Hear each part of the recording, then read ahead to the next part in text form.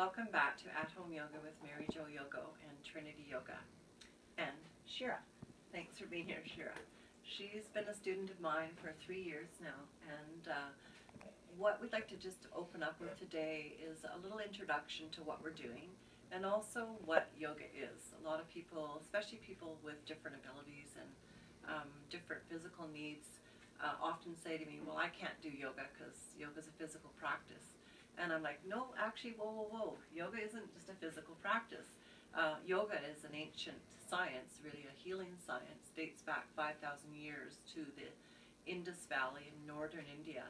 And at the time, there was hieroglyphs on the walls of caves showing and depicting people moving in certain postures and also people sitting in meditation. So yoga really was the science of what we are physically in relation to the world. The yogis at the time didn't have a lot of external distractions, so they could spend a lot of time exploring the mystery of the body, the mystery of the universe. And what they discovered is actually the body and the universe are very similar, that we're all made of the same elements, and that we have very similar energetic systems. So when we think about yoga, we want to think about, yes, we've developed it over 5,000 years till now in North America. We consider it a very great health benefit as a physical practice, but actually the benefits of yoga go much deeper than that. So it's not just physical. We're looking at yoga as being a science of the mind. So that's where we find meditation comes to us from. It's a science of visualization, of manifesting. It's a science of the relationship of the energetic systems of the body, the ones that aren't physical. So for instance, one of those is breath. I mean, we can't see breath, but if we learn to control breath and if we learn to monitor breath and also understand breath, we then can learn to control the nervous system, the body, and ultimately the mind. Have you noticed that in your practice at all, the different sort of aspects of yoga? Mm-hmm. Yeah, and how have you found that coming? I'm sure when you came you thought you were just going to do a physical practice. Yeah, and I realized that with breathing it really helps with relaxation and just really getting into the postures and stretching, so yeah, it makes a difference. Yeah. And the other thing that I've introduced to Shira, not just the breathing, the techniques of breathing, but also the taking breathing one step further into pranayama, which is then learning not just how to breathe when you're doing postures, but actually taking the breath as a study and learning how to control even the breath. So learning how to manipulate the breath essentially to achieve certain results. And what have you found with that?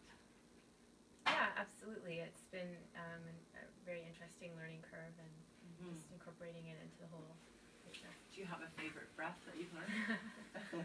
I think the blow breath. The blow breath. And the blow breath is a great breath. I derive from my studies with Emily Conrad of Continuum.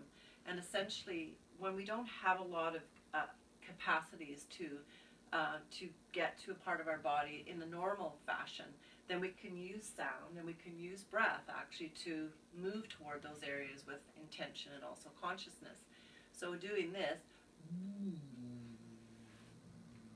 takes the breath deep down into the torso and into the body, and you're essentially vibrating movement into that area. So you're getting movement and life force and energy in there. The other aspect of yoga that we haven't touched on just momentarily, we will in the practice, is bandhas. And bandhas are essentially a way for you to capture certain energetic capacities within your body. So for instance, when you want to stop your pee, if you've got to go pee really badly, if you were an able-bodied person, you'd be able to sort of hold that pee. And what are you holding it with? I mean, what muscles are involved? Well, if we looked at it anatomically, we could pick out the muscles. But if we looked at it energetically, we would say that's Mula Bandha, which is basically a gate valve at the bottom of the body to keep things from going out. And there's 3 of those gate valves that we work with predominantly in especially adaptive yoga.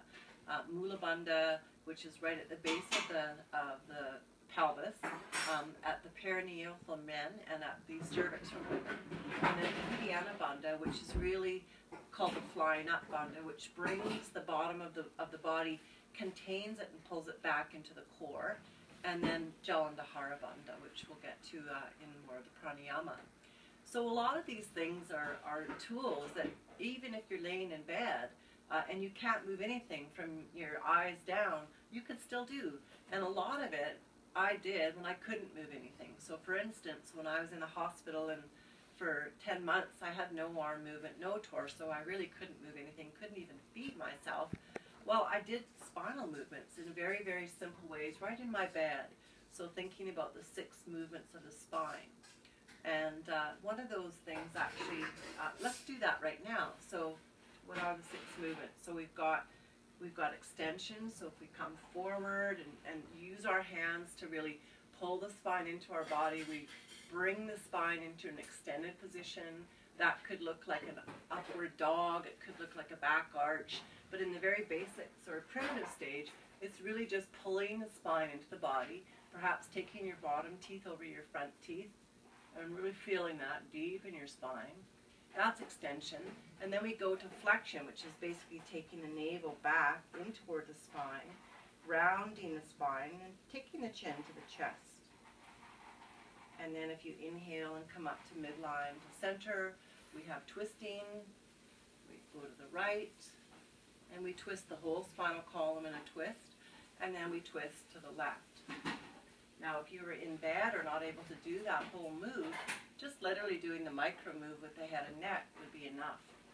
And then we're going to go into lateral flexion, the last 2 movements. And so we brace with the right hand. We take the left hand and drop the right ear toward the right shoulder.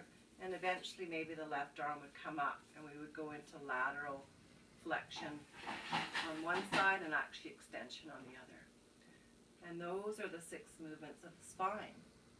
And really, if you think about it, most of our body and most of what we really think and consider is important is between the pelvic basin and the top of the skull. Like all the big stuff happens there. The arms and legs are great for fun and for getting around in the world, but if they're not working, you're not actually missing a lot in terms of functionality in your body. And because if you're sitting in a chair or you have a different mobility issue, you really want to work this area a lot. So we'll focus on the next 3 sessions with a practice where we get you out of your chair and really start to get into the good stuff of the postures. Stay with us.